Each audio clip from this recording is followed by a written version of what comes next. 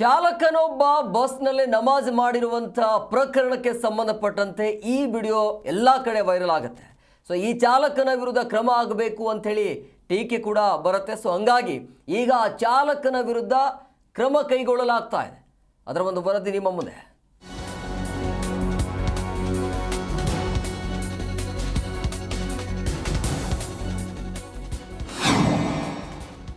ಬಸ್ನಲ್ಲೇ ನಮಾಜ್, ಚಾಲಕನ ನಡೆಗೆ ಭಾರಿ ಖಂಡನೆ.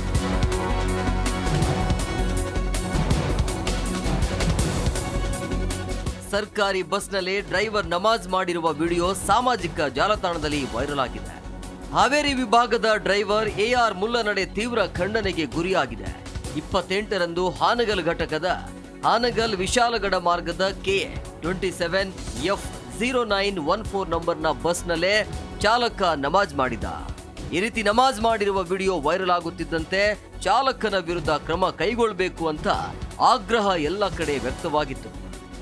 ಇನ್ನು ಒಂದು ವೇಳೆ ಅವರಿಗೆ ನಮಾಜ್ಗೆ ಕಂಡಲ್ಲಿ ಅವಕಾಶ ನೀಡಿದ್ರೆ ನಾವು ಬಸ್ಸಲ್ಲಿ ಹೋಮ ಭಜನೆ ಮಾಡಬೇಕಾಗತ್ತೆ ಅಂತ ಶ್ರೀರಾಮ ಸೇನೆಯ ಸಂಸ್ಥಾಪಕ ಪ್ರಮೋದ್ ಮುತಾಲಿಕ್ ಎಚ್ಚರಿಕೆ ನೀಡಿದ್ದಾರೆ. ಇದು ಯಾರ ಅಪ್ಪನ ಆಸ್ತಿ ಅಲ್ಲ. ಟ್ಯಾಕ್ಸ್ ಕೊಟ್ಟಂತ ಈ ಕರ್ನಾಟಕದ ಪ್ರತಿಯೊಬ್ಬ ವ್ಯಕ್ತಿಯ ಬಸ್ ಇರುತ್ತೆ. ಬಸ್ಸಿಗೆ ಅವನು ಪಗಾರ ತಗೊಳ್ತಾ ಇರುವಂಥದ್ದು, ಸಂಬಳ ತಗೊಳ್ತಾ ಇರುವಂಥದ್ದು ನಮ್ಮ ಟ್ಯಾಕ್ಸಿನ ಹಣದಿಂದ. ಸೊ ಬಸ್ಗಳನ್ನು ನಿಲ್ಲಿಸಿ ಪ್ಯಾಸೆಂಜರ್ಸ್ ಇಳಿಸಿ ನಮಾಜ್ ಮಾಡುವಂಥದ್ದು ಅನಿವಾರ್ಯತೆ ಏನಿತ್ತು.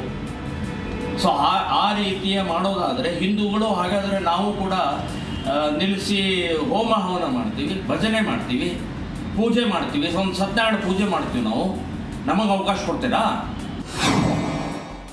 ಸಿದ್ದರಾಮಯ್ಯ ಓಲೈಕೆ ಪ್ರತಿಫಲ ಎಂದ ಅಶೋಕ್. ವಿಪಕ್ಷ ನಾಯಕ ಅಶೋಕ್ ಕೂಡ ಪ್ರಕರಣವನ್ನ ಖಂಡಿಸಿದ್ದಾರೆ. ಸಿದ್ದರಾಮಯ್ಯ ಮುಸ್ಲಿಮರ ಓಲೈಕೆ ಮಾಡ್ತಿದ್ದಾರೆ, ಇದರ ಪ್ರತಿಫಲ ಬಸ್ ಅಲ್ಲಿ ನಮಾಜ್ ಮಾಡಿದ್ದಾನೆ. ಬಸ್ ಹೋಗುವಾಗಲೇ ನಮಾಜ್ ಮಾಡಿದ್ರೆ ಎಲ್ಲರಿಗೂ ಪುಣ್ಯ ಪ್ರಾಪ್ತಿ ಆಗೋಗ್ತಿತ್ತು ಅಂತ ವ್ಯಂಗ್ಯವಾಡಿದ್ದಾರೆ. ಸಿದ್ದರಾಮಯ್ಯನವರು ಕಾಲಮಿತಿ ಹಾಕಿದಾರಲ್ಲ 2015ರಿಂದ 2025, ಇನ್ನೂ ಗ್ಯಾರಂಟಿ ಇಲ್ಲ ಅದು.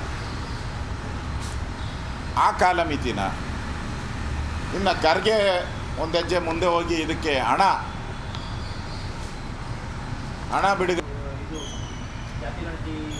ಘೋಷಣೆಯನ್ನು ಮಾಡಿತ್ತು. ಕೇಂದ್ರ ಸರ್ಕಾರವೇ ತಾವೇ ಮಾಡ್ತೀವಿ ಅಂತ ಹೇಳಿದೆ. ಕೇಂದ್ರ ಬಸ್ನಲ್ಲಿ ನಮಾಜ್ ಮಾಡಿದ ಚಾಲಕ ಸಸ್ಪೆಂಡ್. ಭಾರಿ ಟೀಕೆ ವಿರೋಧ ವ್ಯಕ್ತವಾದ ಬೆನ್ನಲ್ಲೇ ಈ ರೀತಿ ಬಸ್ಸಲ್ಲೇ ನಮಾಜ್ ಮಾಡಿದ ಚಾಲಕನನ್ನ ಸಸ್ಪೆಂಡ್ ಮಾಡಲಾಗಿದೆ. ಇನ್ನು ಸಾರಿಗೆ ಸಚಿವ ರಾಮಲಿಂಗಾರೆಡ್ಡಿ ಶಿಸ್ತು ಕ್ರಮಕ್ಕೆ ಸೂಚನೆ ನೀಡಿದ್ರು.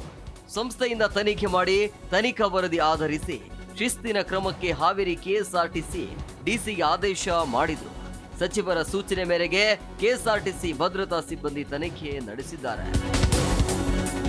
ಧಾರ್ಮಿಕ ಸ್ವಾತಂತ್ರ್ಯ ಇದೆ ನಿಜ, ಆದರೆ ಸಿಕ್ಕಲ್ಲಿ ಈ ರೀತಿ ಧಾರ್ಮಿಕ ಆಚರಣೆ ಮಾಡೋದು ತಪ್ಪು. ಅದರಲ್ಲೂ ಸಾರ್ವಜನಿಕ ವಾಹನದಲ್ಲಿ ಈ ರೀತಿ ಮಾಡಿದ್ದು ಅಕ್ಷಮ್ಯ. ಇನ್ನಾದ್ರೂ ಈ ರೀತಿ ನಿಯಮ ಉಲ್ಲಂಘಿಸೋರಿಗೆ ಈ ಪ್ರಕರಣ ಪಾಠವಾಗಬೇಕಿದೆ. MD Hanagi, G Kannada news, Haveri.